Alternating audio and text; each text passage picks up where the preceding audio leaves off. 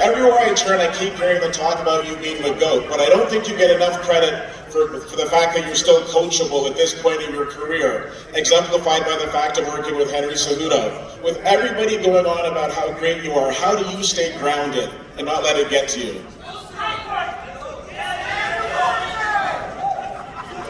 Well, you know, I just know what it takes to be in this position. You know, it takes a lot of hard work. It takes a lot of humility. You know, arrogance causes you to not train as hard. It causes you to rely on talent and things like that. I've won every fight that I've ever been in because I have enough humility to get my ass in the gym every single day and to do the extra, to do the mountain biking, to do the swimming, to find some of the greatest coaches in the world. I did put some time in with Henry Cejudo. He is a tremendous coach, tremendous leader, but I really would like to take this opportunity to thank my coaches. I got Brandon Gibson over here, I got Greg Jackson, I got Coach Alex, Coach Aaron, and all my great training partners, Coach Tusa, my beautiful fiance. I have a beautiful support team around me. I have some great people in my life, and they're really the key to my humility and my groundedness. Thank you. And one question for Ciryl, if I may. Ciryl, your coach came out and basically said that a lot of people who face Jon Jones lose before they get to the octagon because of the intimidation. You yourself put out on your social media that this was mission impossible. So if that's the case, how do you stay focused under the bright lights of T-Mobile Arena and be able to get the job done? You see, I'm really aware of what is it, the MMA, what is the game, but truly, I think I'm really different. It's really hard to be under my skin. I don't know why. Maybe because I started really late for any reason. But truly, I'm just focused on my performance. I just want to do well in the cage against a big guy like him. It's a big test for me. Maybe truly the biggest test of my life. So I'm really happy about that. Really. Go ahead, sir.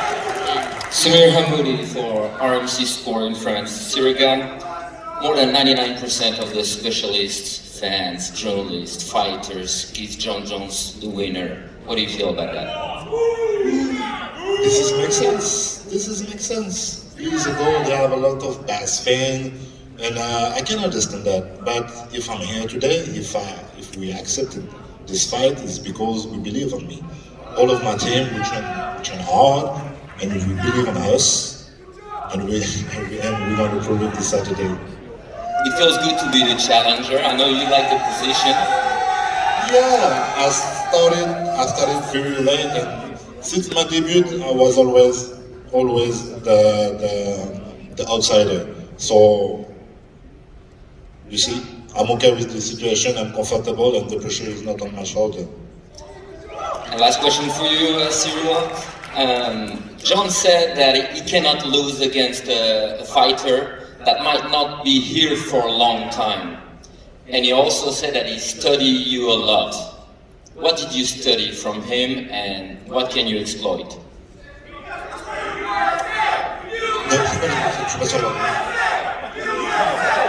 Qu'est-ce que tu peux exploiter de ses faiblesses? Toi aussi tu l'as étudié, qu'est-ce que tu peux exploiter de ses faiblesses? At first, we have a lot of stats. This is his first experience in the heavyweight. He's a light heavyweight, and when he was in the light heavyweight, he don't did a big cutting. So I think you see. So I got an advantage for this. I got more experience in this division, and trust me, a lot of people underestimate me on my wrestling game, and so yes, we will see this Saturday. Any response, Jon? Both my brothers are really big boys. I've been wrestling my brother Arthur since I came out of my mom.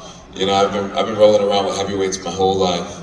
I've trained with some of the best heavyweights in UFC, Andrei Arlovsky and Frank Mir, Travis Hopper Brown. The list goes on and on.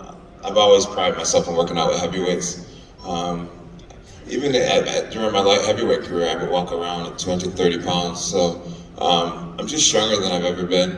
But tussling heavyweights is nothing new to me. Nothing new to me. I'll show that on Saturday. Yesterday you talked about your look, the fact that you're not lean anymore. Yeah. How do you feel about that? Is it difficult for you to accept that? It's different. It's different. But you know, this isn't a bodybuilding competition. This is a competition of strength, will. We'll see who's more determined, more dedicated. This is my life. This is my life. This is not just a competition. And yeah, I'll get it done. Last question. Your last fight was a long time ago against Dominic Reyes. Yes. Very good athletes that gave you some problems, maybe a lot of problems. And 3 years is a long time. Yeah. You've been a winner for a long time, and the UFC changed in that time. The GOAT is coming back, and I always say you're the Michael Jordan of the sport. What do you think you're gonna face a LeBron James type of athletes, and the UFC changed that much? What was the ending of that question? I'm sorry.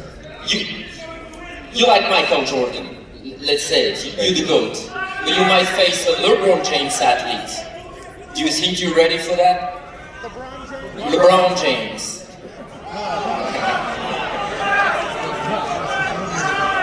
Serious LeBron James? Tell me.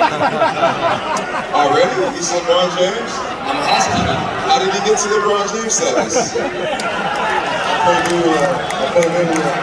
gotta do a shoot. I gotta go ahead. You hear Ciryl talking about wanting to win this fight, be considered a GOAT. It just doesn't work that way. It doesn't work that way. I'm honored. I'm honored that people consider me to be in that class of athlete. It means the world to me.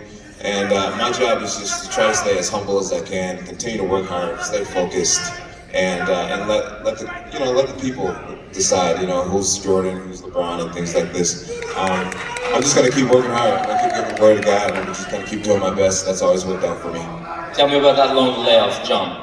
The long layoff. Do you think the UFC changed during that time? Yeah, the organization changed a lot. It's just so much more professional. Our security staff is bigger. The production team is more professional. Our staff members are just so kind, and it's just awesome. It's awesome to come back to. The fans are more amazing than ever. It's a great thing. It's a great thing. I'm still trying to catch up with what's happening. It's really surreal to me, if I'm being honest. It's awesome. You guys are beautiful, and I love you all. Really, it's awesome. Go ahead, ma'am. Hey there, John, since you've got the microphone. You talked about how UFC has changed a bit since you've been away. And yesterday you talked about how you've changed. You've got a new perspective and different motivation. You get a new perspective on how you handle your business now. How have you evolved from a fighter man to now a businessman? Yeah, I definitely feel like I'm more of a businessman than I ever have been before. That just comes with maturity. When I was younger, I would let a lot of people speak for me and speak on my behalf, and now I believe in having just direct contact with my business partners and just doing things on my own. A lot more independent than I used to be, and it just feels really good. Business-wise, I'm doing better than ever. I have some really great friendships and connections, and I'm grateful for every single one of them. Next question for you, Dana.